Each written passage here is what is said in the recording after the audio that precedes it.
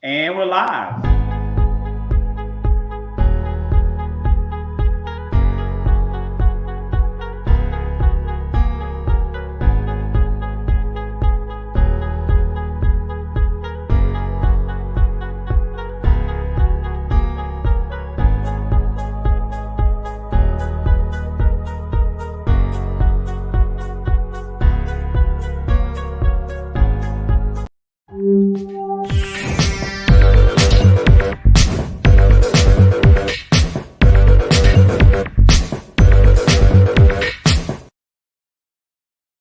Everybody, welcome to the Five Guys on Live, where this week we are joined by two amazing guest co-hosts.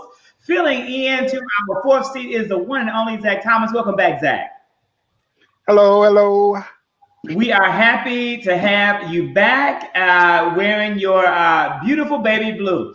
And also joining us tonight as a guest host in the fifth seat is the one and only Kenny Walden, Too Raw, Too Real. Kenny, welcome to the Five Guys on Live. Thanks for having me, y'all. It's like my first time doing this, but what's up? It is indeed your first time doing this, but you are an old school pro. Everybody who may not be familiar with Too Raw, Too Real, you definitely want to follow him on Twitter, Instagram, and TikTok. His TikToks are hilarious. His Twitter content is amazing, and his Instagrams are always insightful. Darius is actually joining in virtually as he is in an actual work meeting. So, Darius, welcome.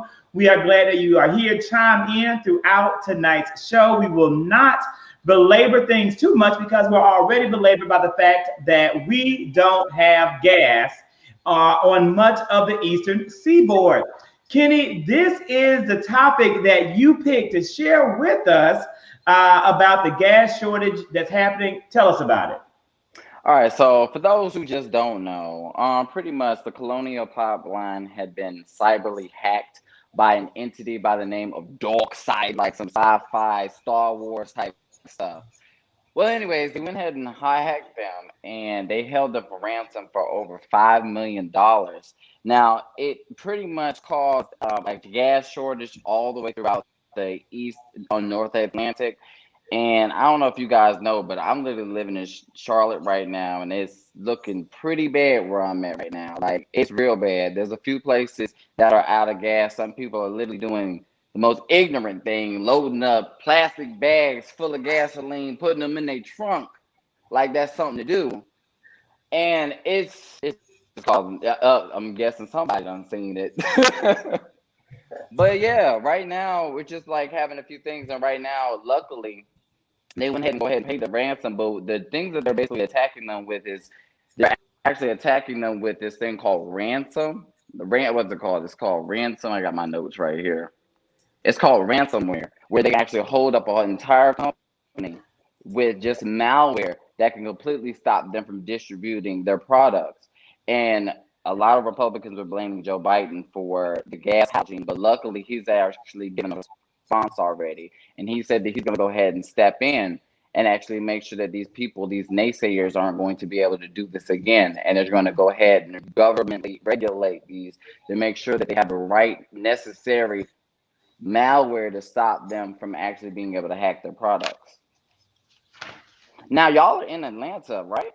Have you guys seen any issues right now when it comes to gas, or y'all all good where y'all are? It's all over the East Coast. I know Zach is being affected by this in DC. They said the DC Metro, the DMV is being heavily impacted. Gas was nowhere to be found for us in Atlanta last week. Really about Wednesday and Thursday were the most crucial days, but I think that there still are shortages in gas, still may be hard to find.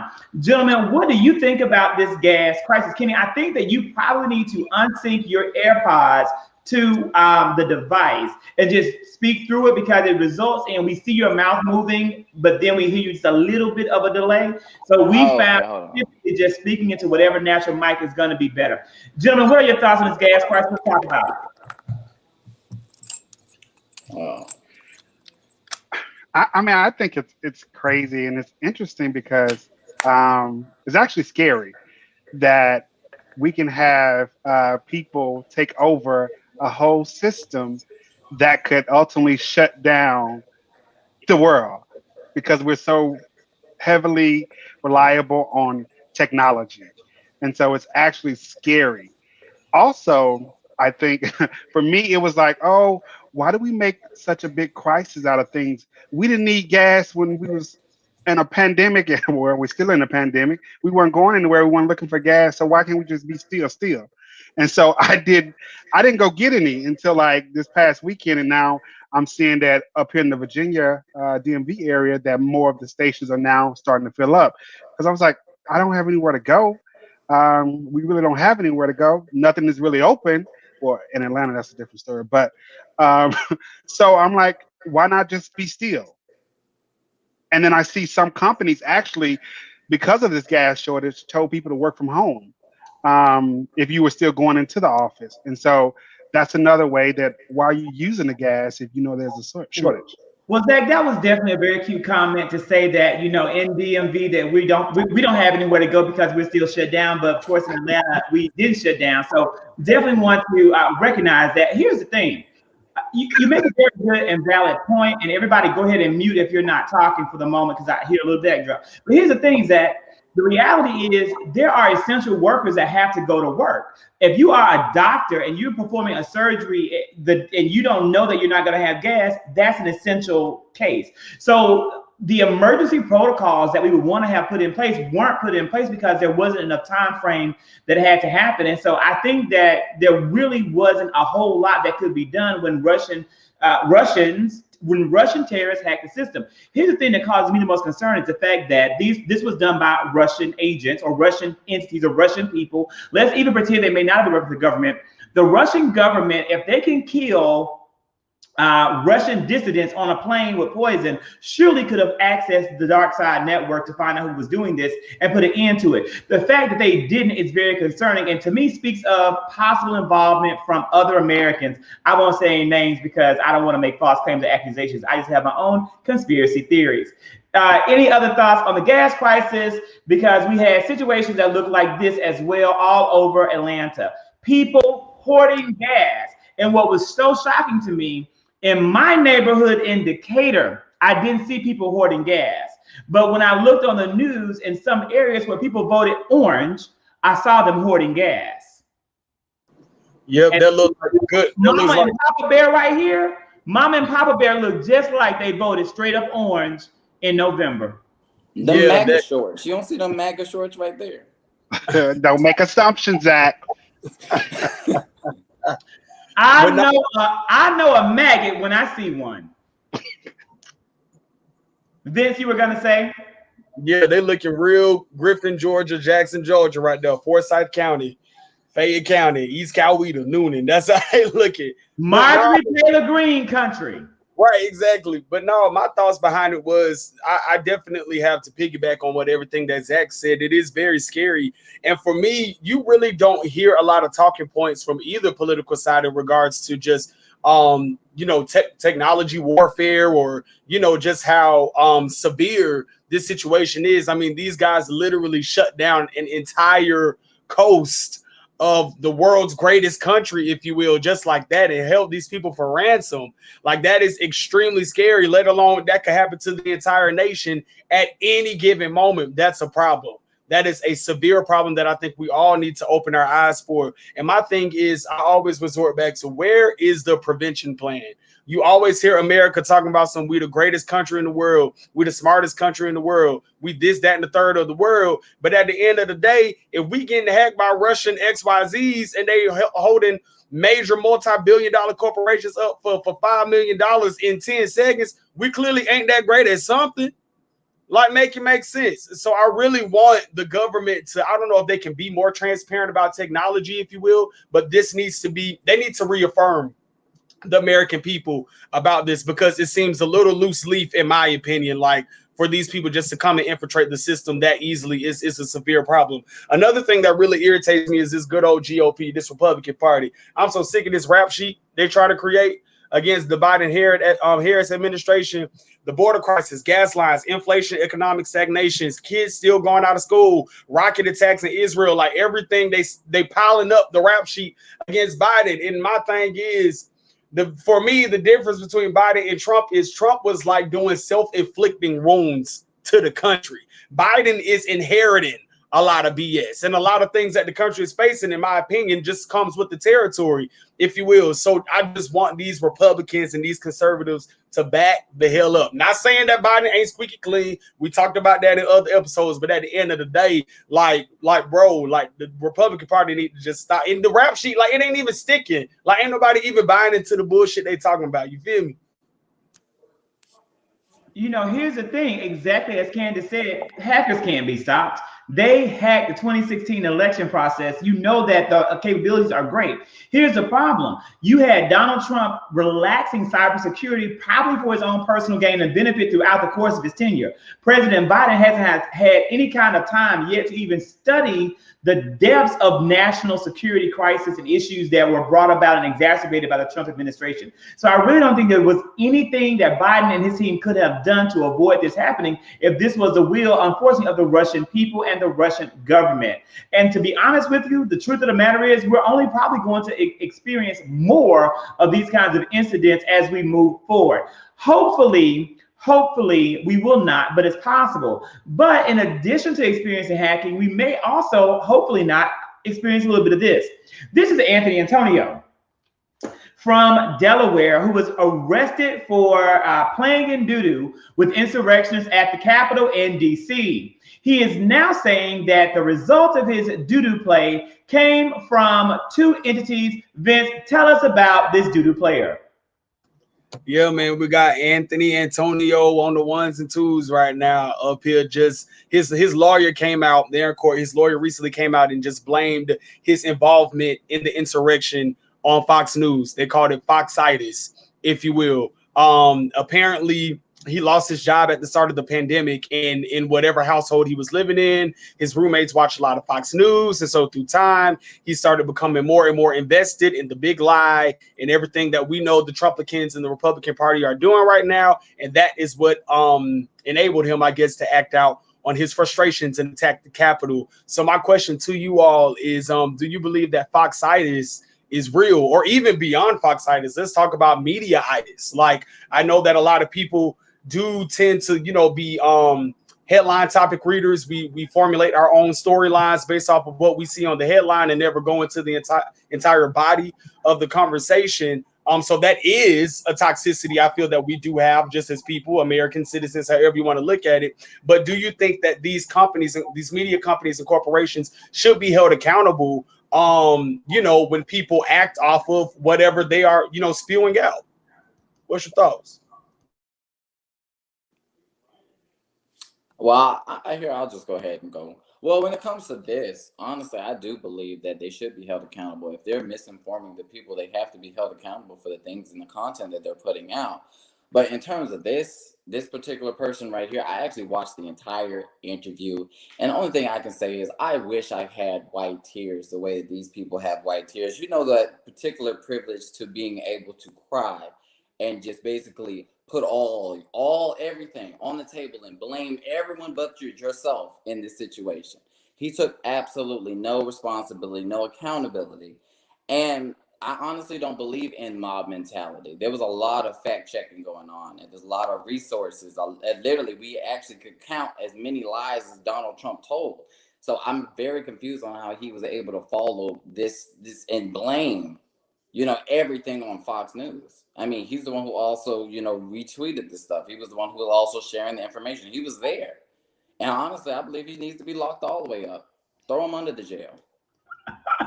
So I definitely agree that he needs to serve some jail time and possibly, and not only this man, but his fellow insurrectionists. But here's the thing, Kenny, this is something that I, have stood by.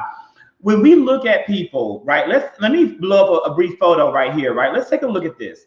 Take a look at the people in this photo. Just take a moment. This is a real image of the Capitol riot that is currently trying to be rewritten by conservative media as having been just a simple tourist stop along the way.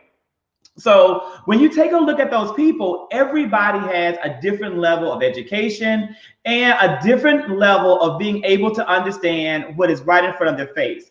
Media is a very powerful tool, and we see that, right? We see that on example, you can have someone come out. Here's an example, Amanda Seals. I love Amanda Seals. I followed Amanda Seals. I'm was a supporter of Amanda Seals. And as soon as President Biden did something that she didn't agree with, she came out and made some ill-informed statements that lacked research and lacked evidence and went off on a tangent and took a whole group of followers along with her on that exact same tangent. That, and many of her followers are educated people who we consider to be woke. So if woke, educated Black people can go off on a tangent with Amanda Seals, imagine what these poor people will do when they're being exposed to Newsmax, One America News Network, and Fox News. Now, I absolutely blame Anthony Antonio for his foolishness, as I blame every other member of the insurrectionist movement. However, I do believe that the media has a role to play and they should be held accountable. Last week, Tucker Carlson made very false claims about the COVID vaccine killing people. Now, it's fine if you don't want to get the vaccine, don't get it. You know what's going to happen to you, and that's fine with me, especially if you watch Fox News. What's going to happen to you, I don't mind it happening to you if you watch Fox News. However, the fact that he would mislead these people who may not be educated, who may not have awareness, I think is criminal. And to both of you all's point, you even have to realize that we find ourselves, unfortunately, in a catch-22 situation. Because what start happening is you begin to have the conversation where this idea that yes, we want to make sure that we hold people accountable, and at the same time we want to make sure that we are saying that the media, need to take responsibility. The problem we start running into then is, unfortunately, the person who was, as Zach would say, 2-time impeached, 1-term president. You start making his truth of fake news become a possible reality. Because of the fact that if you start saying that we have to hold this media accountable, and he's already been saying that the media reports what they want to report, or they report things that in essence only spew, their direction, we begin to start talking, his language. And we also got to be careful if we're gonna hold people like Fox News and others to certain accountabilities. We have to do the same thing for like CNN. We have to do the same thing for all the rest of them, because one of the reasons why we had this major outcry for gas and everything else is because, unfortunately, media blew it up. And let's be very clear, there's other evidence that says that yes, it did shut down, but the problem wasn't necessarily the gas had run out. The main issue had been is because of the fact that since COVID, we have not been able to get these individuals like these drivers to get the gas across the nation, across these areas. And so the same thing happened last year with toilet paper gate.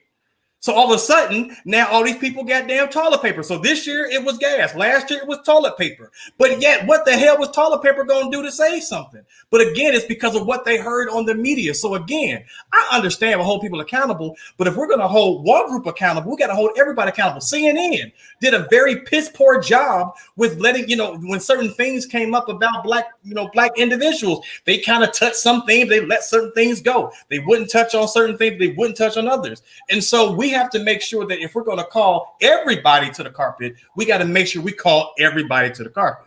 DeAndre, I know that we oftentimes want to have a balance, and so if we attack Fox News, some of us on this want to attack, CNN or MSNBC. Here's the thing: you need to give me evidence of where CNN misled the American people purposely. Give me an example, not the fact they may not report or say what you want them to say, but give me an example when they did what Fox News has done. Fox News is purposely misstating facts about the COVID-19 vaccine to hurt the American people and make the Biden administration look bad. Tell me when CNN has done that. Zach, let's be very clear. And I understand that we want to make sure that we're attacking Fox. But let's call bullshit. And you and I can. I want to make sure we're being honest. I don't want to make sure we're being honest. Hold on. We're not gonna talk over each other. I'm gonna talk, you're gonna talk after. Now, what we're not gonna do is we're gonna call bullshit. And at the end of the day, if we're gonna call this thing what it is and say, listen, we calling everybody to the carpet, call everybody to the carpet. CNN has done CNN over the course of years have done BS. Now, if you want me to specifically sit here and go back, now I can pull up my computer, we can go to the next topic, and I can go look up some stuff. Give me some receipts. We're not gonna sit here and say that we understand that Fox News is bullcrap. But again, the media has been a bullcrap society for quite a while. So without evidence, you're just making up stuff. Okay. Give me To evidence. both of you guys' point, I understand where both of you coming from. CNN, they're a little bit more reliable when it comes to Fox News, but I will say this, and I have factual evidence on this. When it comes to sensationalism, I do feel that media has been basically being more sensationalism than journalism. I mean, I can use this as an example. Let's go back to 2016. Hillary Clinton's emails, that whole entire thing, they spent literally over an entire year over emails that didn't even exist, basically talking about Hillary Clinton's emails that were actually John Podesta's, not even Hillary's, because they were deleted. They couldn't even find them, not even the FBI, but yet they wasted our time on emails that didn't even fucking matter.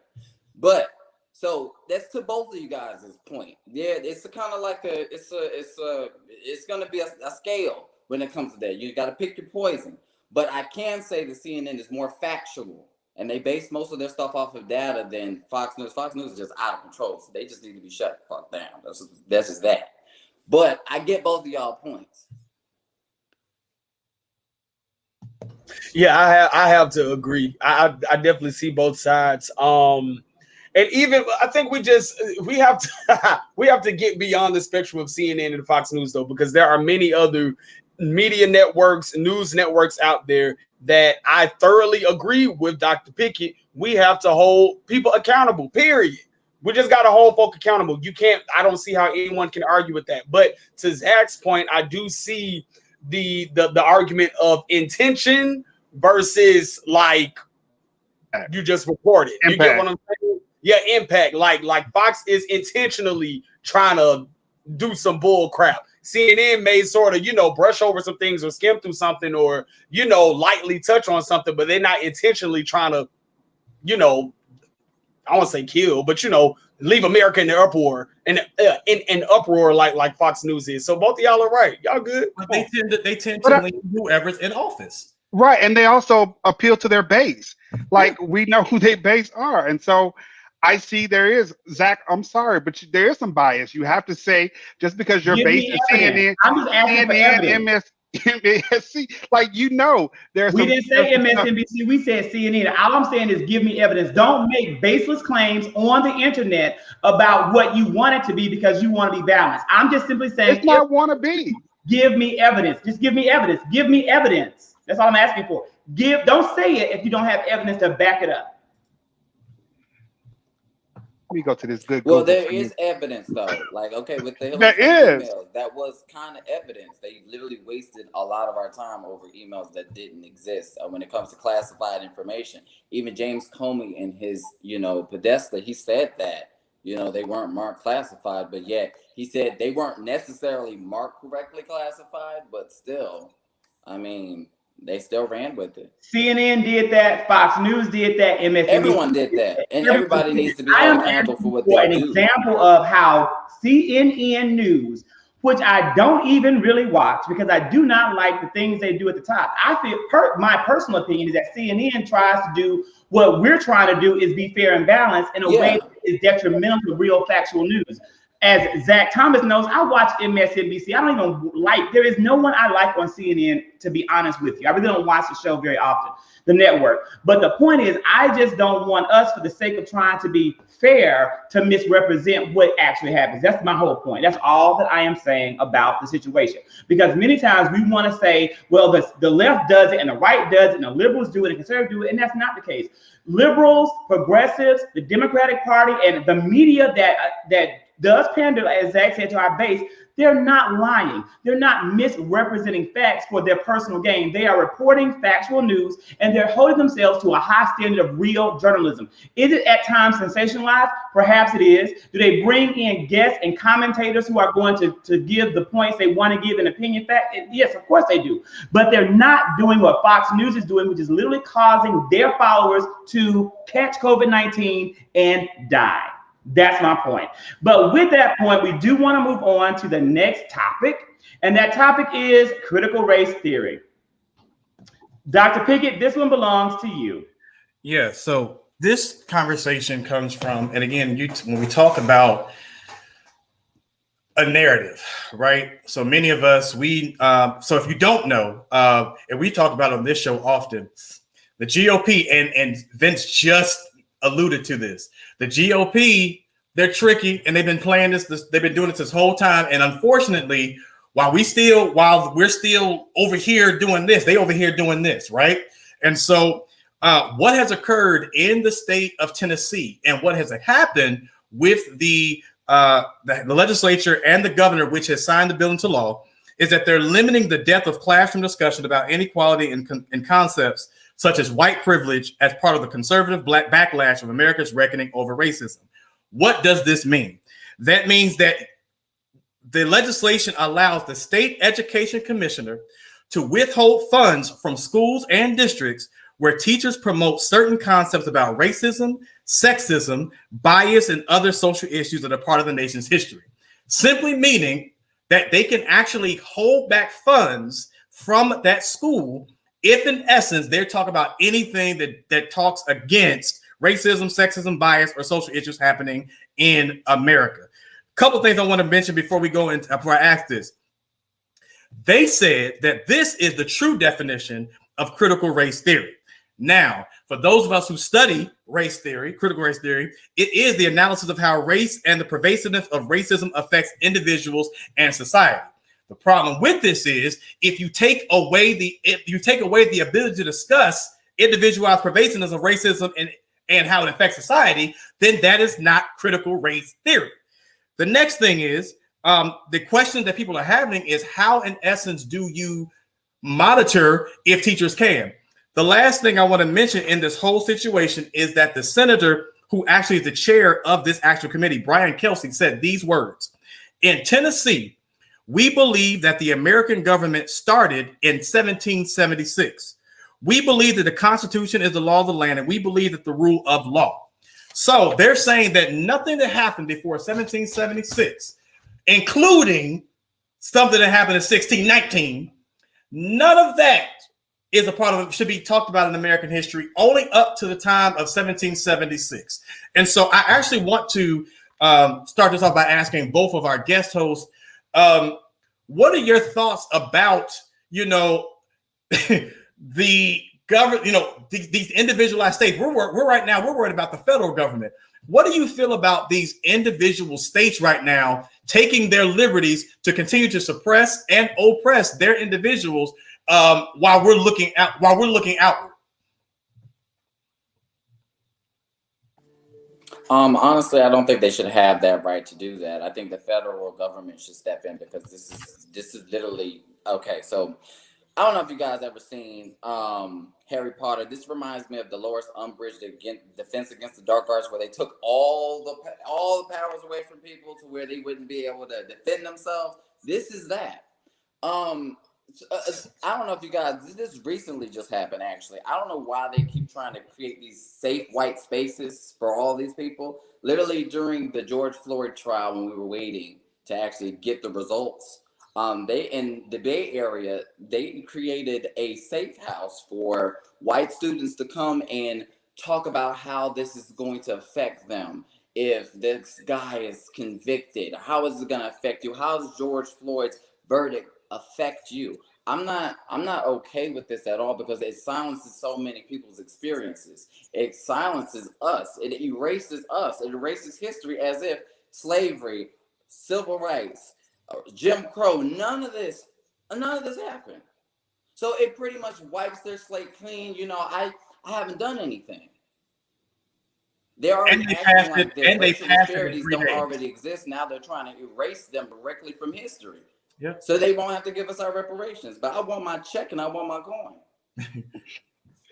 and just know that before you go, they passed this in 3 days between the House and the Senate. It got passed in 3 days. Yeah, I mean, I definitely can understand it, and I definitely see it here in Virginia. I think one of the counties here is trying to eliminate CRT as well, and it pains me because this is the work that I do on a daily basis, and so something that I've been often saying and looking at, and just recently saw that they want to teach this colorblind curriculum where everybody is, woe is me, hey, I am great, we are a family. But you want to have a diverse student population and teach them to assimilate to a culture that we never had an opportunity to be a part of. and define ourselves. So I don't understand that. So if you're saying you want to colorblind the curriculum, you're denying who I am. You're saying I don't exist. You don't see me. You're denying my experience. You're denying what I have to grow up and go through every day just because of the color of my skin. We need to teach that. And so until this new Secretary of Education have a universal curriculum that is open for all to learn from, because if you look at it, part of our institutions of in higher education as well as in the education systems have been behind for a long time. And so we probably not even teaching this in our own schools districts. And so that's a problem too. So until we have a universal curriculum for everyone, I see it still been an issue.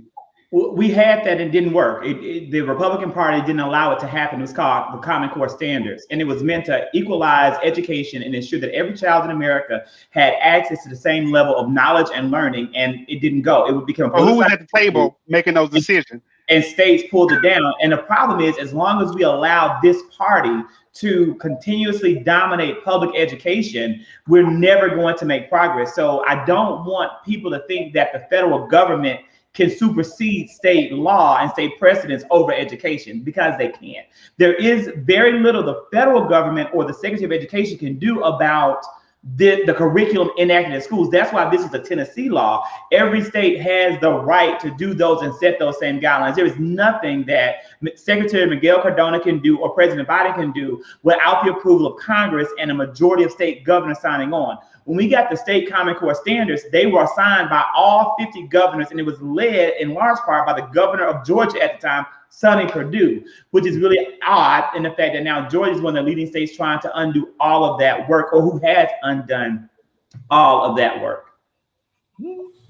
That's why we just need education reform across the board. Honestly, we just need to reform our entire education system. I don't know if you guys know, but we're just way behind. A lot of things that they're teaching these kids aren't going to be used in real world. I think we need to have a civics class. We need a real economics class. So we need finance classes. There's a lot of things that they need to teach these people that are actually going to be more substantive and actually useful as they're becoming an adult.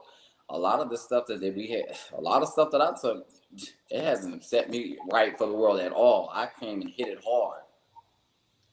We see the continuation of the divisive politics that President Trump put into place. These issues were not on the table prior to the election of Donald Trump. Some of these things, like really critical race theory, should be a non-factor in American education. History is history is history. The fact that we're arguing that we should not teach people about the civil rights movement or we shouldn't teach about slavery is ridiculous. But because the Republican Party, exactly as Vince said earlier in the show, they have nothing of substance to use. There is nothing they can really use to detract from the Biden administration's progress. So they're pulling everything they can out of the air and trying to see what will stick. The reality is President Biden is at a 63%, I want to say, approval rating with the majority of Americans. He is with his handling of the pandemic. But I want to say maybe overall it was like 53% or 54%. He is at a number of approval that President Trump never saw in his 4 years. The American people are supporting him. The American people are slowly coming together to back the policies of this president.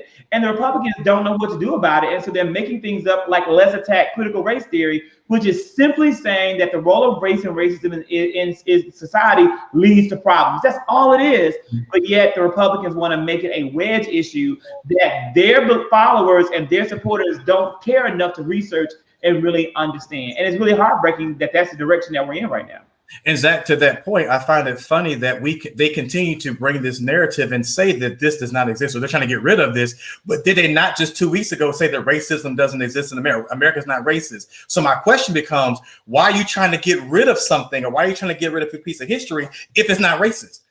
Obviously, you're trying to hide something. So ultimately, those are things that you begin to talk about. So at the end of the day, you've already said that this country is not racist, but yet you're trying to do everything you can to suppress the idea to educate people on how racist the actual country is. They trying to conserve everything for themselves. That's why they call conservatives. You feel me? That's just like when they was talking about what Trump say, Zach, about when they were talking about taking down the Confederate statues. Well, we need to preserve white heritage or white colonialism or whatever the hell he was saying. A year or two ago. Like that's literally their vendetta. And at the end of the day, for me, I feel like I have sort of a personal experience to see how this poison is already starting to rupture throughout the nation, because Zach, like I've done a whole nationwide tour. I host dance competitions with all ages from elementary to high school students. I meet a lot of young adults from all over the nation, and every time I go into a new city, you literally see the cultural appropriation, the lack of education on how they perform to certain other cultural dances outside of outside of being white, if you will, the conversations that we would have around the dinner table and just their perception of everything. And I'm like, wow, but you legit don't know because you were never taught. So this poison is already manifesting. And I think we have to think about that long run because or their greater goal, because at the end of the day, this poison seeping and spreading and diffusing throughout this country will cause more insurrections. You get what I'm saying? They are breeding and developing more people of that caliber, that kind, that behavior, if you will. So this is really like a major thing. Like, yeah. But I think we also need to look at how are we getting more Black and brown or BIPOC teachers in the school to help teach and change the systems from the inside out. And so where's the conversation with that as well? But then with that, Zach, who wants to put themselves in that environment? If I'm a Black or brown teacher and I'm in Nashville or Knoxville, Tennessee, and I already have all these hardships coming against me, do I even want to step into that type of environment and fight that system myself? You get what I'm saying? Like, I don't think. You can look. There are numerous cases. This is the thing. In Tennessee now, if I'm a Black teacher, and I say I am still going to teach the civil rights movement from the perspective of this was oppression against Black people, I'm going to get fired. Not only am I going to get fired, I'm going to lose my license, and I'll never teach in the state of Tennessee or probably anywhere in the United States again. That is what the law these people are putting forth goes. So it's not like you can just teach it anyway. The issue is we have to get these lawmakers out of office and hold them accountable. But we cannot do that when the majority of the electorate believe that they're right. The majority of people in Tennessee support and stand by what this lawmaker did. Just like 70% of people in Wyoming support President Trump's claim that he won the election and that Liz Cheney is a liar and she's wrong. You have this huge level of ignorance in the American populace that we need to somehow attempt to address or leverage other support to make it happen. But the Black teachers can't change that. All they can do is lose their jobs.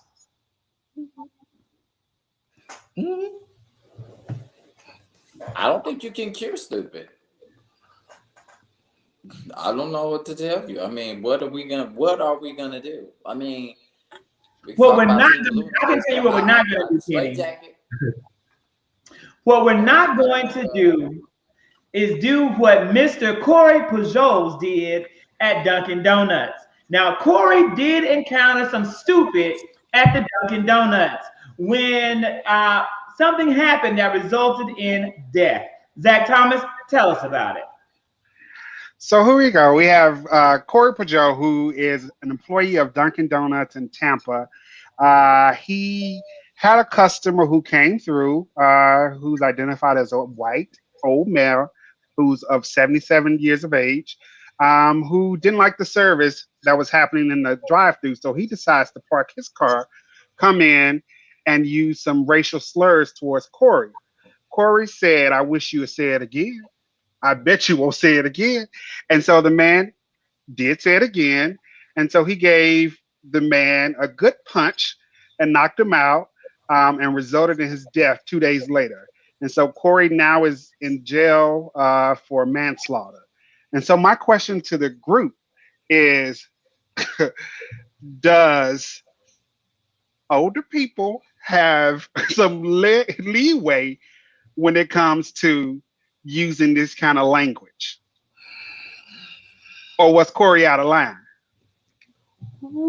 I'm probably gonna say the ignorant, Both. stupid stuff. I vote both. So you know what? I will be the unpopular. I know that what I'm going to say is not going to be popular and isn't I going have to some work. unpopular. There is no excuse for violence in exchange of words. What this older man said, whether it's a young man, old man, any man, it was inappropriate.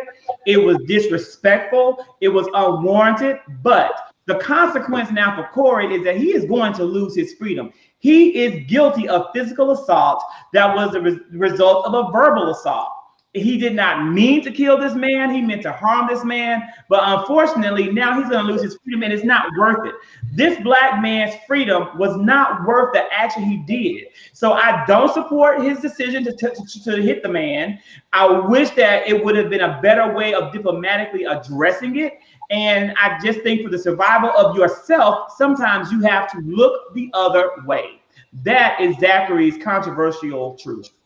It's not necessarily controversial. It's just the right thing to do. I just feel that it's just like I understand where he's coming from. I really feel for Corey because if you've ever worked retail, they don't like to try you unless you on the clock. They would never do this when you're just walking around out and just out and about. But they love to try, retail workers, especially when they're on the clock. So I feel for Corey, but it's a sad situation. And actually, I heard that he was actually out on bond for $15,000. So he did make bond. He's not in prison anymore. But No, he made bond for the first aggravated assault. And then when the man died, they came back and got him again. Oh my God. Well, yeah, I don't think he's gonna win this case, but that was a super King Kamehameha punch. Okay, I gotta give him for that. I bet you he ain't gonna say it again. Yeah. Well, clearly.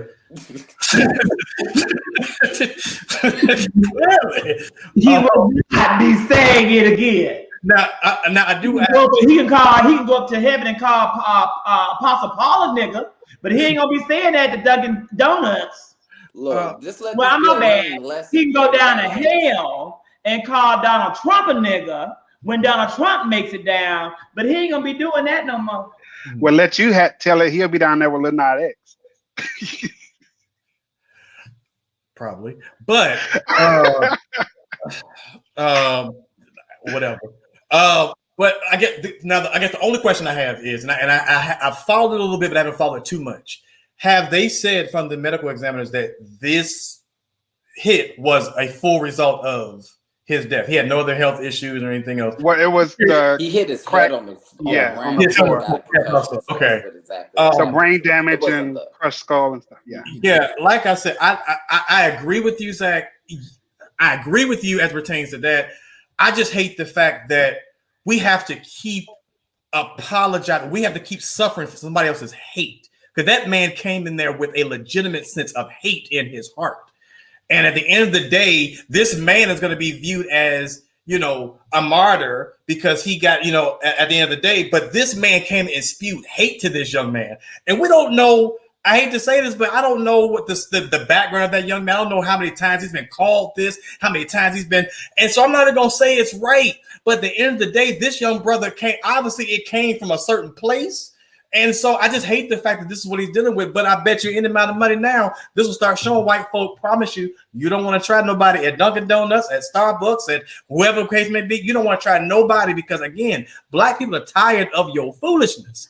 And you can try them at Chick-fil-A. They ain't gonna hit you at Chick-fil-A. But try that Popeyes and you're gonna or churches. Or Church's chicken, yes, Lord. Yes. You're gonna walk away with more than a jalapeno pepper. but how many times as black people, and like you said, DeAndre, like black fatigue is real. And so how many times do we have to close our mouth and turn our back when we get disrespected and do the code switching because I'm at Dunkin' Donuts, I'm at Chick-fil-A. How can I help you? I know this is my job, but then also I'm a human. And so it's so much that I can take. That's a really good question right there, Zach. I think that's the essence of it all. I think for me, to answer that just in hypotheticals, if you will, there needs to be tougher consequences for using those racial slurs. I think if there's fines, attached to those, or jail time, I don't know, whatever that looks like. But I think if there are tougher consequences to people that have been racially profiled, racial slurs against, racially harassed, and things like that, and we see the fruition of, these consequences happening, hopefully that will eliminate, the frequent occurrences that we have of this. But I do agree with you, Zach. Like why do we have to code switch? Why do I have to, change my posture and my the way I sound and how whatever I articulate for the sake of XYZ? I definitely see what you're saying. So hopefully that could be an option. I don't know. It is an unfortunate. It's an unfortunate incident. It really is. I think that it's a whole lot we can say on it, and it really kind of goes deeply into a lot about the code switching and just all of it. It is a very complex conversation. Verbal harassment by racial slurs should be the title. Honestly, I kind of agree with that as well. That could be the title of the crime or what you're charged with. But here's the thing. If we do that for the N-word, we would have to do that for every slur that exists. And so I think, which I'm not saying we shouldn't do, I'm just saying that kind of comes with it. Here's another piece of it. One thing that I hope to one day see in the course of my existence is that we end the word across the board, that no one uses it, that we take the power away from the term. But that is a conversation for a whole nother day that I know also in and of itself would be highly controversial. And we talk about, treating us like a rapper's girlfriend. How much can a girl take? Why he dragging me like this? Is this what they do? Can they not control themselves? Candy bring up also another good point. Again, misogyny peppers a lot. We talked about the fact that this man may be using the N-word down in hell. He may direct that to Donald Trump, or he may direct it, according to some people on social media, towards Portia Williams. This is our next topic, and it really goes into the controversy that has now engulfed Real Housewife of Atlanta. That's an accident, Kitty. That's supposed to be me, but we caught you at a classic moment.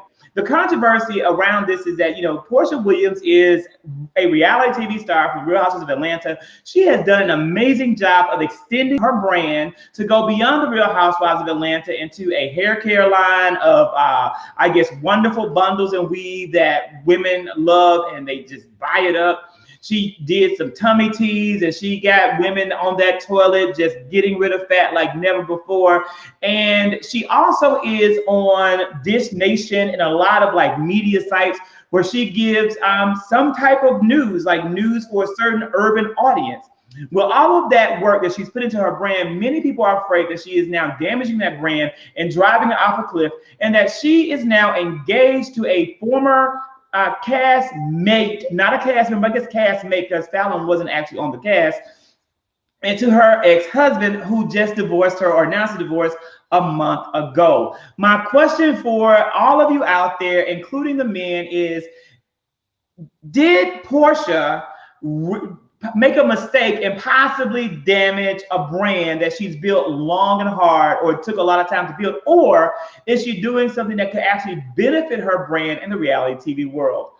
Gentlemen, the floor is open for debate.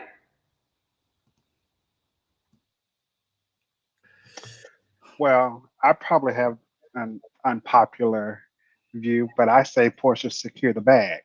And what I mean by that is she's securing her peach.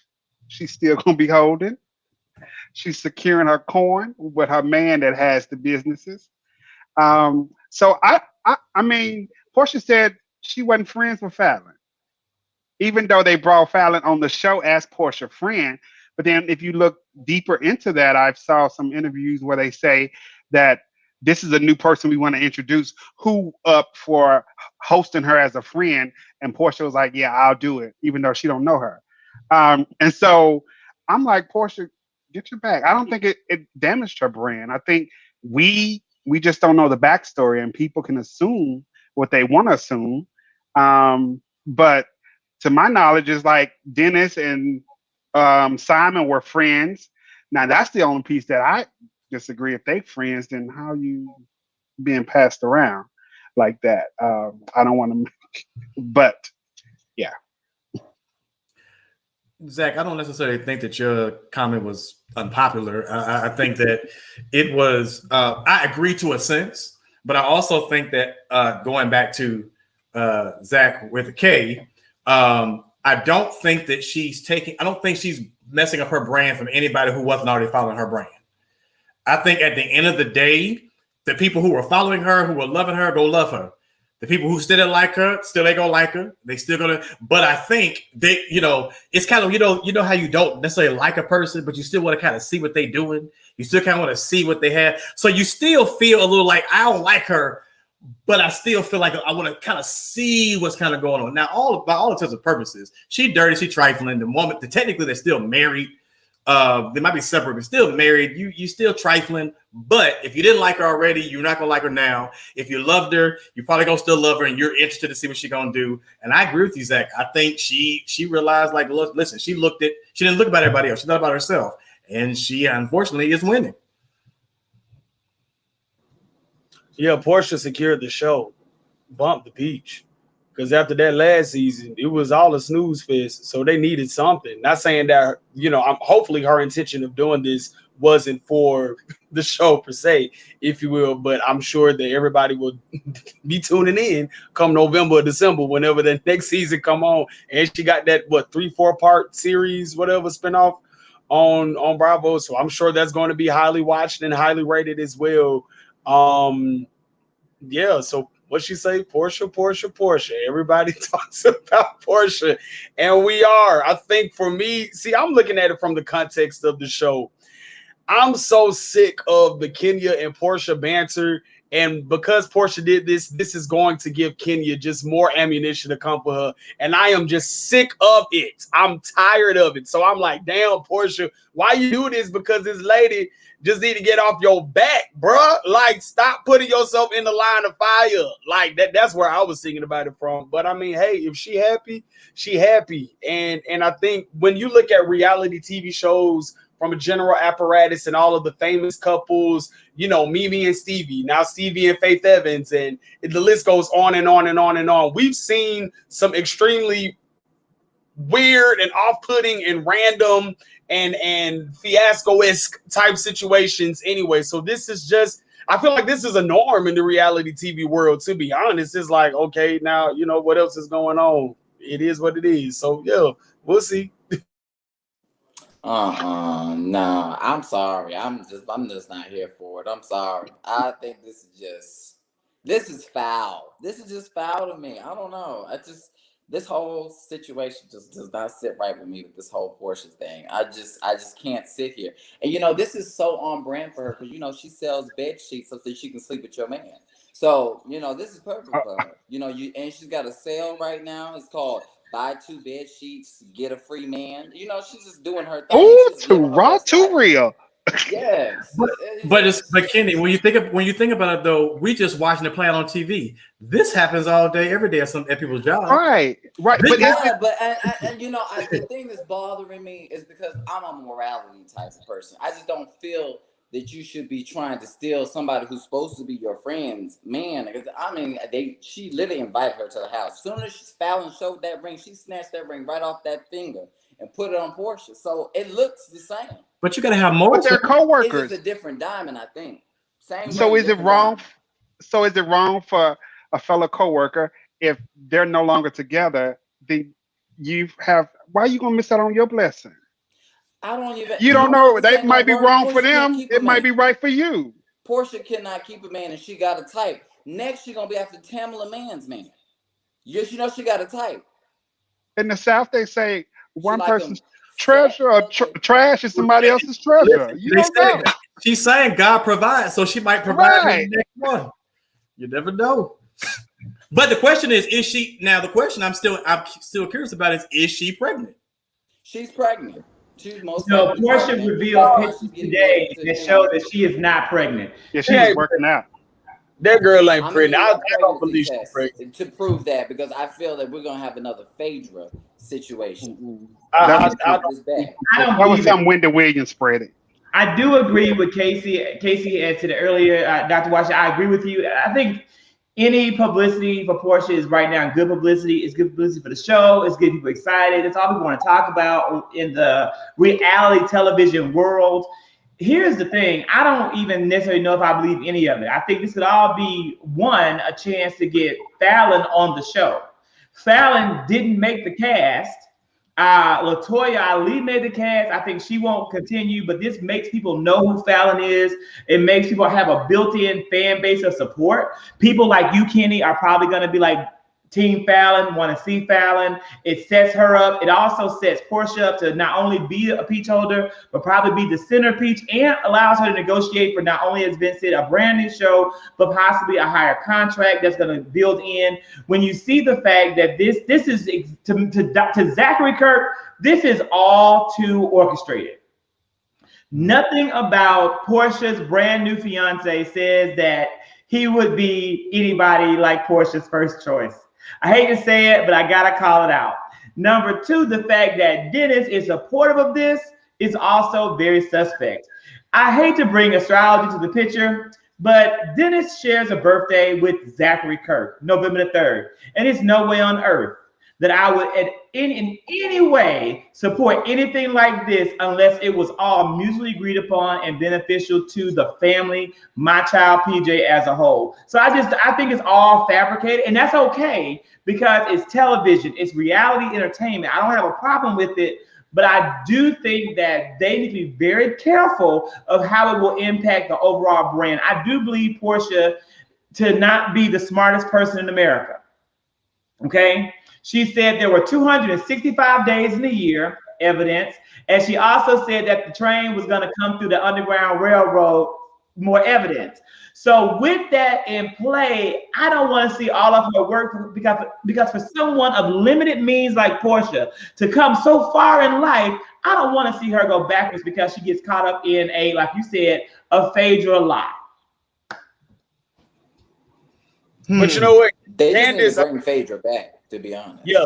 Let me tell you something now with this Portia situation, and if they bring Phaedra back, it's done.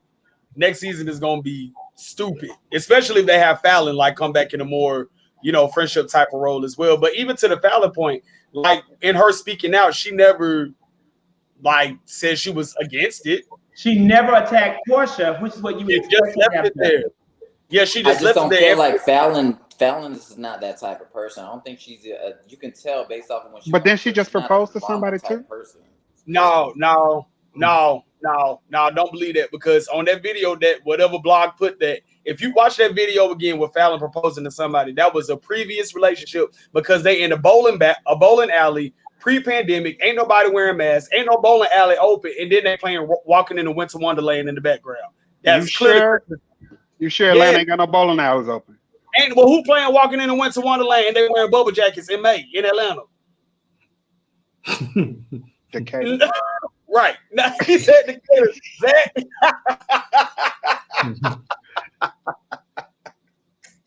This is a factual statement. Darius Fallon was chasing that girl with the golf club, and she did make a complete fool of herself while she was dressed like Medusa. She lost a snake that night. That is true. Then, real quick, if you watch the Candy and Fallon speak on the interview, Fallon is very opinionated. So I think the show didn't give the viewers enough chance to really, assess her personality. But on those interviews with Candy and stuff, she was very upfront and realistic about, because she was even out the gate talking about she wasn't even really cool with Portia. She's more drawn to Kenya, and that Kenya is Cynthia. And that's what she said on Candy's show last month. You get what I'm saying? She didn't say anything bad about Portia. She was like, we good, we cordial. Dennis and such friends outside of this. But when I got on the show, I was more drawn to Kenya and Cynthia than Portia. And we saw with Tanya's situation, Tanya's title changed 4 times last season. Nene friend, Portia friend, everybody friend. And now she at home. Well, what they say on TikTok is, I gave you that chance to hit that stage, and when you hit that stage, Fallon didn't do what she was supposed to do when she hit that stage. Fallon had a chance to make the cast and earn her piece, just like nasty looking Latavia Ali and Drew Sidora, and she just didn't bring it. She didn't do what she had to do. They let her get on the stage, and she absolutely didn't get her peach. So I would say I can't blame Bravo for that. I blame Fallon for that. Even though the golf club chase was a classic housewife moment, I have to say. Gentlemen, we have had an hour of good dialogue. Are there any other issues out there that you guys want to express or share, or anything from our viewers who are with us tonight that you want our opinions on from the five guys? I do want to just briefly say we'll probably talk in greater depth. I hope not. I hope that the situation happening right now in with the Israeli-Palestinian conflict is resolved soon, and that we do not have to go into great detail and depth about that. But I know that is a real issue. I actually made several TikToks. I haven't posted them on other platforms, but I have them on TikTok under the Zactivist or Zactivist, where I talk about, if you want to understand more about the conflict, there are a series of terms that you should research. You should research the Ottoman Empire. You should research imperialism. You should research British Palestine. You should research the Camp David Accords. You should research the Israeli-Arab War of 1948-1949. The 6-Day War also needs to be researched, and that's going to give you a lot of background as to why so many people who have never said Free Palestine are now saying Free Palestine. But I am going to make a longer, more detailed 3-minute video for Instagram to post on tonight that I'm going to put up tomorrow about that conflict. But I hope that we don't talk about the show in great detail, because it's going to come to an end, but it doesn't seem as though it will. Any other topics? Anything to add in?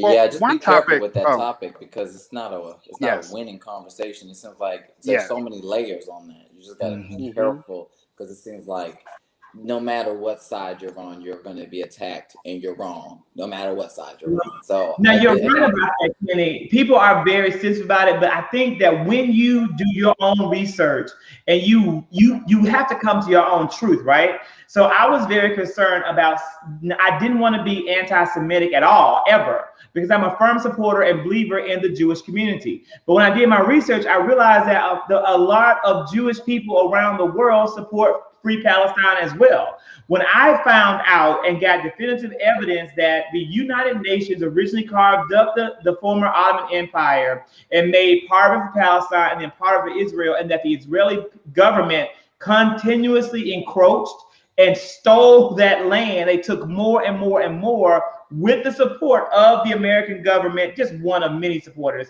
It made me understand greater why I need to also advocate for Free Palestine. And it is being used and stated how the Palestinian, not Palestinian, because they're not a government, but how many people in Palestine are very opposed to the rights of other minority groups, specifically members of the LGBTQIA plus community. But the reality is that's the whole Middle East. That's many countries. How can we hold something against this group of people that we're not holding against other groups of people? They have a right to their beliefs and their culture, and they have that right. And the same way that Christians have a right to their beliefs according to the Bible and Christian-based theology, members of the Palestinian regime who holds up this current view of the Quran, is their right. They still deserve freedom. Every American does. I'm sorry, every person in the world does. Or so I believe. No, I know we're at time. I just wanted to mention just one topic about, I know it's become a topic that I've been seeing a lot of is, it's AAPI, Heritage Month, Asian American Pacific Islander Heritage Month. And some of the chats that I've been seeing is that currently we have the Stop Asian Hate movement, and we had the Black Lives Matter movement. So when the Black Lives Matter movement was out, there were people saying all lives matter. So why are we not saying stop all hate? I just want to hear like the panel's point of view or thought on that.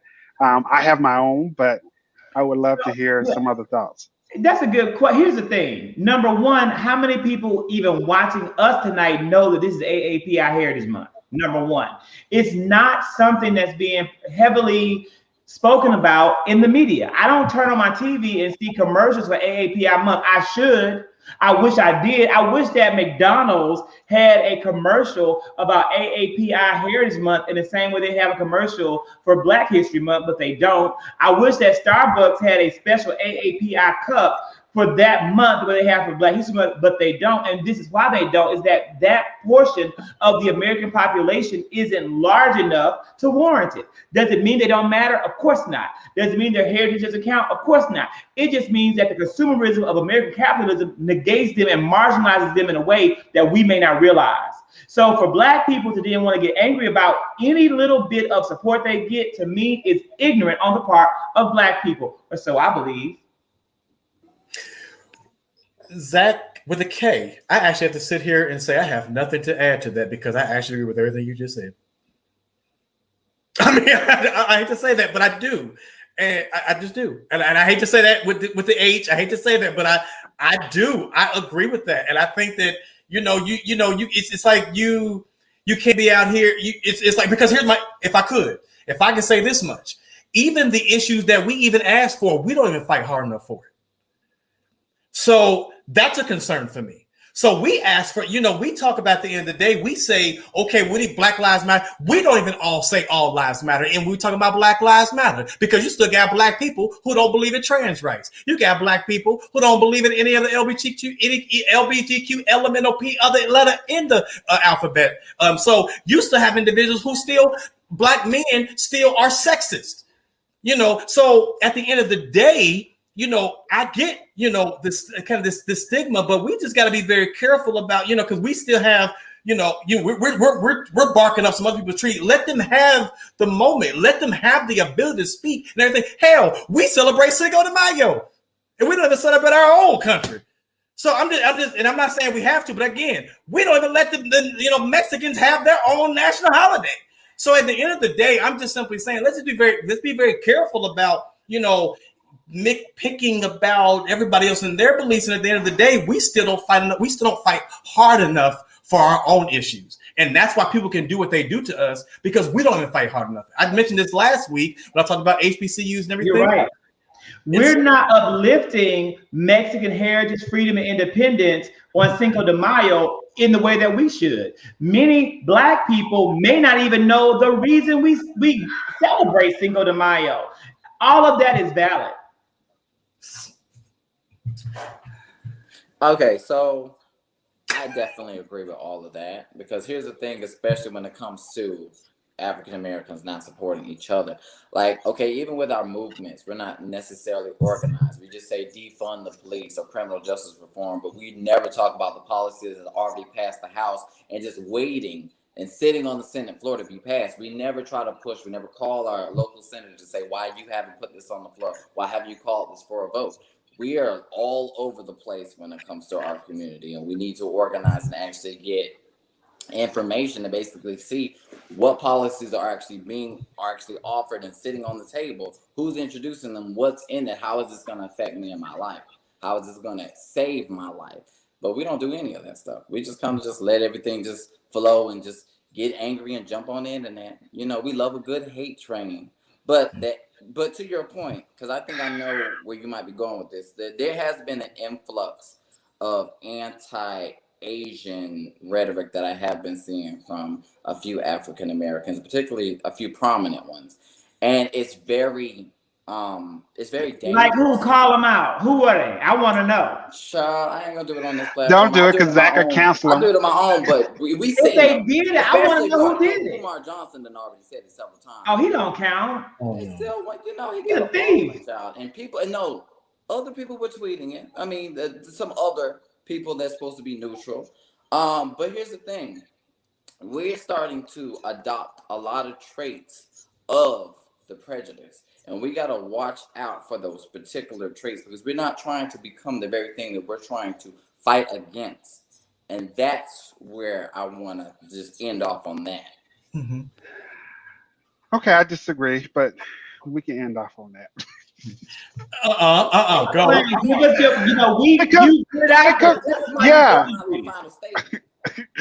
because like, I think ultimately it goes back to stereotypes. We're seen as the more aggressors. We're seen as the more ones that might pose a bigger threat, whereas there with the Asian population and Pacific Islander, they have the model minority myth that they could be passive aggressive. They're the ones getting the bills passed in Senate more than we are. The George Floyd bill still there, but yet they passed the Asian hate bill. Like how can we justify that? And people are saying stop Asian hate, and it's growing and growing and growing. But then we have black, and I'm not against it. I'm not against it. I'm just saying why fighting that? All 50 the whole entire Democratic legislation voted for that bill, just like they voted for the George Floyd policing bill. Democrats all voted for it. Republicans voted against the George Floyd policing bill, and the Republicans voted against measures to protect Black lives. However, those same Republicans they voted for it. Because Mitch McConnell is married to an Asian woman, and he can't help that. That's not. You can't accuse Asian people. I'm not accusing them. You cannot blame any group for that other than Republicans. Blame Republicans, but that's not because that's Asian what I'm saying. I'm not blaming black. It's because Republicans are anti-black. That's what I'm getting at, Zach. That's all I'm saying. I'm not saying blacks against blacks is not supporting it. Like I'm in the chat with you. Hey, Dwayne. But we have to be careful. Racist, Dwayne. But I'm just saying we have to be careful with the rhetoric because how it's appearing. And I'm thinking it's the way that it's appearing is where a lot of people are starting to feel that there's some sort of anger or some frustration with them. But where our frustration isn't geared to them, it's geared to it's not. System. And that's what I am have a thinking conversation on. Because we're saying, well, they're able to pass this, but then it's like we're saying we're against it when we're not. Let's not say we're not against this, and instead of just saying, let's do this, how about we start talking about the George Floyd Justice and Policing Act? Let's talk about these policies that can't be passed, and why aren't we holding these Republican senators accountable from them being against it? And that's where we need to start having the rhetoric at. Because a lot of people are just sitting here thinking, oh, well, Joe, he ain't doing nothing for Black people when that's not so. It's almost as if the narrative is being said because of the fact that because we Black folk, we have so many issues. It's like, let's put that on the back since, the Asian American community, it's not so many issues they have to fix. Let's fix their issues now. And let's just, because they don't have as many issues and things. The Black people, we have to fix this for the Black community. Because the Black people want this and the Black people want that. And it's almost like we'll say, well, since the Asian community is not really asking for so much, let's just knock this out the way, and then we'll eventually get to the Black people. And so it's becoming one of those kind of scenarios in those situations. But I will say this, and I'll leave it on because I'm being very particular with my statements because I don't want to seem racist in this manner. Right. Yeah, I'm being very particular. But I grew up in an all-white neighborhood most of my life in Republican country. Okay. Most of the white people that were there, because I was only one of 6 of Black kids in my whole school, going from elementary to high school. And then I got here to Atlanta. But most of the Asian kids were very much geared around the white kids.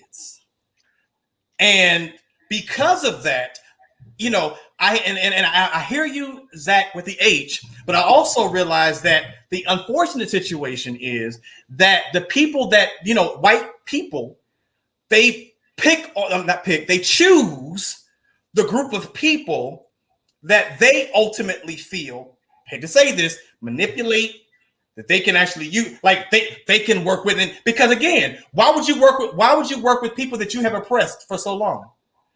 You haven't oppressed, Asian Americans for so long. You haven't done that. Not for as long. No, they did not as long. Because remember, they said according to the people in Tennessee, again, that stuff that happened in 1619 didn't happen. So to be fair though, DeAndre, the exact same bill also says that the Japanese internment camps didn't happen either. Critical race theory isn't just a Black theory. It applies to every single race marginalized and impacted by white supremacy. I get that. I'm just simply saying, from this context, the unfortunate situation is because we're talking, because the statement was made that we're deemed as the more aggressive. We're deemed as the more this and that. And so at the end of the day, you know, they pick and choose who they want to deal with. And as Zach with the K was saying, listen, unfortunately, our lives are spent. They really don't, at the end of the day, they don't really care about us. So they're not going to put forth the effort and the energy. And so that's why you don't hear a lot of, I don't think we hear people talking against it. Unfortunately, you just got black people who don't really care because they're tired because ain't nobody listening to, you know, they're tired. Black people aren't being looked at. So at this point, they're like, it is what it is. Well, you also brought up a really good point, DeAndre, about the myriad of you have 100 black people wanting 100 things and not rallying behind authentic leaders that were elected by the community that we live in. And that's a big part of the problem. I don't want to hear from Ice Cube about the black agenda. I don't want to hear about Charlamagne the Gadfly about the black agenda. I don't want to hear from Portia Williams on This Nation about the black agenda. They're not the people that should be representing our interests in Washington, yet and still they think they should, and they get out there with Dr. Umar and they get an audience, and it causes dissension. All of the division is all of it is an aid to white supremacy. An example, when I go on TikTok, I hear black women mad at black men for not loving and supporting them. I hear black men mad at black women for not supporting and endorsing them. I hear gays mad because the blacks have done this. The Palestinians are mad because the blacks aren't supporting that. Everybody is in all of that. All of that is an effort to divide up minority and marginalized communities so we don't stand united against the one common enemy that we all have, which is white supremacy and systemic oppression. As long as we fight each other, black men versus black women, gay black people versus non-gay black, straight black people, as long as we do that fighting, the enemy, white supremacy, doesn't have to lift a finger. They can be online organizing to play in doo-doo down at the Capitol. That's the issue. And when I say Dwayne Carter, who is the representative of black folks? The people we elect. Our elected leaders. If you want to be the voice, then you need to be the voice of a representative majority who elects you to serve, not Zachary Kirk. Just because I may be articulate and well-spoken with four degrees, it doesn't make me the representative of the black community, no matter how many speaking engagements that I get. And if it can't be Zachary Kirk, it sure as hell can't be Ice Cube, the pimp. Hey, you spoke. If you want a name, I can give you several, from Vice President of these United States, Kamala Harris, to Cory Booker, to Keisha Lance Bottoms, people who won elections. And speaking of, since you're going to bring them up real quick, so we want people to actually represent us and stand up for us and speak on our behalf. We have to learn how to start protecting those people so that they can have the platform and actually can say the things that they want. Because here's the situation. When it comes to Keisha Lance Bottoms, when it comes to Kamala Harris, we do nothing when it comes to protecting people who are fighting for us. We don't do anything when it comes to people who are actually fighting for $15 minimum wage, like Keisha Lance Bottoms did. Kamala Harris fighting for the George Floyd Justice and Policing Act, the anti-lynching bill, HBCUs. I mean, I can go through a long list of what Kamala did, because, I mean, I know about Kamala. I don't live in Atlanta. But I know a little bit about Keisha Lance Bottoms has done. And all the blame, the yelling, and, you know, pretty much, you know, y'all ran her out of Atlanta. Y'all do know that, right? And every black official, we have minorities. We are the minorities when it comes to Congress. When we only have 2 black senators, and one of them's a coon. You've been hanging around Zach K too long. No, Zach found me. With that C word. But still, when they get into office, how many actually represent us? I can tell you right now, they do it every day, Zach. How many actually represent us, or do they represent their own interests because they're getting bought they're getting bought by other people? But they don't get bought by the other they people. got lobbyists up there now talking to them. That's politics. If you don't play the game, you don't stay in office. Okay, Zach. It's politics. You can't get up there and not, if you want to win an election, You want to win these heavily funded elections against these very powerful Republicans who fundraise and crowdsource and have more money than we can imagine. You have to have your advocates also there. You have to fundraise. Nobody's going to elect you if they don't know you. No one's going to elect you if they don't see you. That's how politics in America works. That's the way it goes. So our Black elected officials absolutely are impacted by lobbyists, and they're absolutely impacted by special interest groups, but so is everybody else.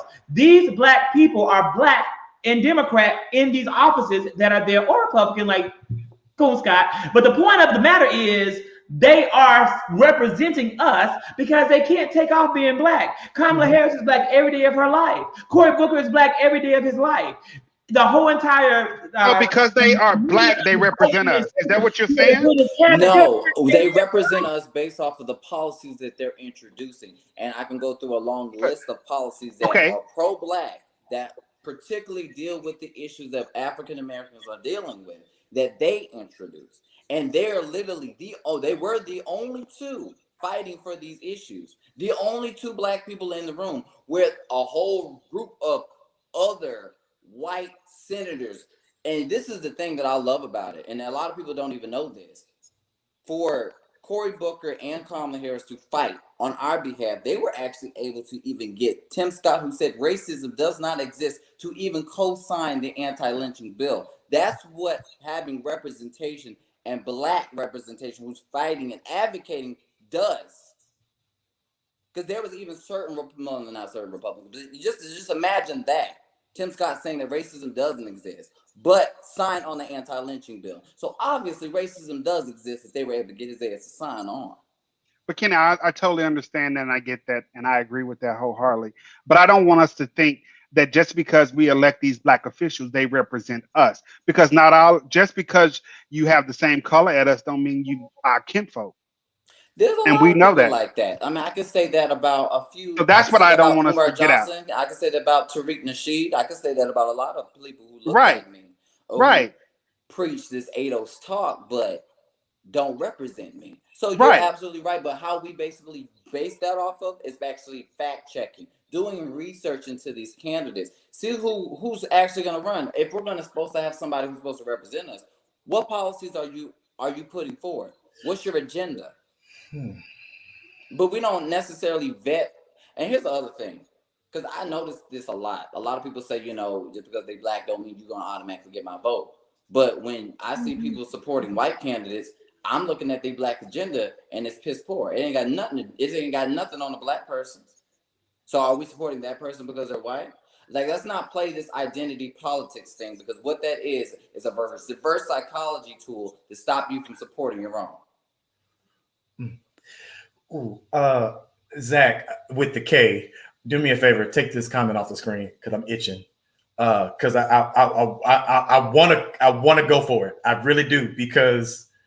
Well, you need to, so I don't have to talk so much. Go ahead and explain your thoughts. Well, only because of the fact that at the end of the day, I understand, yes, M.L. King, Joseph Lyer, Hosea Williams, Huey Newton, and there's others like Fred Shuttlesworth that people don't talk about. So there's so many individuals that you do mention, but just so you know, DeWayne, let's be very clear. M.L. King, yes, was an individual that was put, but let's be very clear. M.L. King was put up there because of the fact that people put him there. Joseph Lyer you also named the first three people you named were preachers. And so at the time, the church, if you will, was the prince. So it wasn't necessarily just a person, it was the church. So the church is no longer what it used to be as it pertains to what it is. And the systems have actually changed. So the things that we fought then is not what we fight now. So the church, number one, is not where it is. Then we had Huey P. Newton. We talk about Huey P. Newton, but at the end of the day, we still have Black people who still didn't necessarily fought against the things that Huey P. Newton and the others of the Black Panther Party did. The majority of Black people. Because what happened was people don't realize all the community work that the Black Panther Party did, and then unfortunately they end up shifting another aspect. Now, I'm going to touch on something very unpopular really quickly, and I'm going to let it go. You mentioned one more person on that list. Now, I'm going to say something really quickly about this person. I'm going to let it go. The thing that you think that this person did for Black people, do not speak unless you have evidence to that. Zach talked about evidence. Here we go. Let's be very clear. That person that you speak of, not one time not one time talked about the Black community. They talked about the voting community. They talked about the people community. They talked about doing stuff for the community. And what we have to be very careful of is about people who become Black for convenience. You got to be very careful about that. People becoming Black for convenience and for votes and for popularity, because not one thing that has been done in the legislature while that person was there did anything for the Black people. Actually, if you really think about it, the person actually did more to oppress Black people than actually pushed Black people. He said it. Clear about the things that we talk about, because we talked about it on this thing. Zach H hate to hear. He mad. He don't like none of that. Zach H don't like to hear it. We done had these conversations. Yeah. So we got to be very careful about. I'm agreeing. And you got to be very careful about who we talk about. So let's be very clear. When Zach and all, when we're all talking about these individuals, listen. At the end of the day, you have two things that Kenny talked about. Number one, yes, we talked about people going in there, but yes, there's one. The problem is we got to make sure they don't lose their souls when they get in there. That's number one, the Cape morality. But the second thing we have to worry about is you got to be careful about the expectation that you put on these Black leaders, because the expectation you put on these Black leaders, some of the stuff they can't do. And guess what? They begin to shift, they begin to change. But the last thing you do is you put all these individuals in there because they had a nice smile, because it was cute, they were great, and they had a good message, but they had no policy. They had no proof. They showed nothing that they could actually do the work. So we just have to be very careful about, at the end of the day, putting just any random person in position and power just because they talk nice and just because they did this and they did that. Because just as quick as you think they're doing the work for you, they're dealing and wheeling with the white individuals behind the scenes. Because you need to go check and look at the payroll. Go and look and see who was on their campaign. How many Black people they have in their campaign? How many people? How many LGBTQ they have in their campaign? So you want to talk about people who are talking about they're for the people? Go look at their records. Go look at their disclosures. Go look who they're getting money from. Go look and see who's actually working with them. And then you'll start seeing the people who are actually doing the work for the people. And I am done. The doors of the church are what? Open. They actually may be closed. So the doors of the church are probably very much so closed. We want to thank everybody for joining us on tonight. I think that we have gone, but it was a great, robust conversation that needs to be happening, maximizing, the chance to really go a little bit deeper in some of the issues that people are thinking about and caring about. And again, I think that we'll continue. I do agree, though, with you, Carter, and to a certain extent that it is a different day and time. Even with Stacey Abrams, she was a political figure who did run for office, who did win office, and who saw other offices. So even that supports my point about who can lead us. I think that we have to be careful as a community about what we want to run behind and endorse, because again, everything can't be the priority. Kenny said he wants his reparations right here and now. That would be probably a great thing, but can that be today's focus when Black men and women are getting killed and incarcerated at an insubordinate rate? We have to be careful who we run behind. I'll never forget that 1 week after President Joe Biden was inaugurated, Tiffany, what's your girl, Brittany Cunningham Packard, is that her name? Zach had her behind, who I liked her up until this day. She hopped a butt on MSNBC talking about what Joe Biden better do for Black people. You've been in office for a whole week and ain't done nothing. I cut the TV off. I was done. I unfollowed her on Twitter. I was done with her that day. Will never support or endorse her again. When she comes on my TV, I cut it off. I don't want to see Brittany because you're ignorant and what you said was wrong. Same thing goes for what's that man's name on polls that everybody want to throw all the awards at? Absolutely a personal idiot, Billy Porter. He got on The View. I had nothing against Billy Porter and all his gowns, all his hats, all his hair, and all his perfume. I had nothing against him with all the silk chandeliers that he wants to wear on his head. But when he got on The View and he immediately started talking about what Joe Biden didn't do, I cut the TV off and I said, I'll never support Billy Porter again in my life. Then I started to research Billy Porter and I saw some of the other stupid stuff that this uneducated man has said. He better go back and put on his kinky boots. With that being said, everybody have a great day. I am not going to look at your Just Facts. I might. I'm going to look at this. I'm going to see what this is all about. Zach, before you go, we have to make sure we recognize. We recognize our residential historian who's not here. But I do have a Black History moment for us, real quick. Our Black History fact of the day: 365 Black History. Thank you for reminding me. So our Black History fact is Gordon Parks. Gordon Parks was born in November 30th, 1912, and died on March 7th, 2006. He was an American photographer, a musician, a writer, a film director. He was the first African American to produce and direct major motion films. He was actually responsible for the blaxploitation films that we saw in that genre. That actually created, a platform for Blacks on screen. Though some may have arguments or issues with it, it really did create a culture between the 1940s and 1970s that he created. And so we salute Gordon Parks for the work that he did, for the contributions in our culture. So again, Gordon Roger Alexander Buchanan Parks. But now, Carter, I see this. I know now I looked a little closer and saw what it's about. I want you to do me a favor also. And I really want you to Google Stacey Abrams, Georgia redistricting, because that's the truth of what really was being spoken about. And it's been an issue I've had. I posted it somewhere on my Facebook about why when Stacey Abrams was being mentioned as a vice, I have no problem with Stacey Abrams today. Love her. Love LaTosha Brown and Black Voters Matter more. Gonna be honest with you, I love them more, but I have no issue with Stacey today, the Stacey Abrams of today. But the reality is, what we're dealing with in Georgia around voter suppression is the result of her inaction and failure to act in a time frame that she was given to act as the Democratic minority leader of the House. Just Google that as well, so you can be just completely informed about the work that Stacey Abrams has done in Georgia as a whole. Because I've been in this for a long time, and I've been up on this for a long time, and I never can forget that 2015 legislative session. Everybody have a great night, and we will be back soon next week.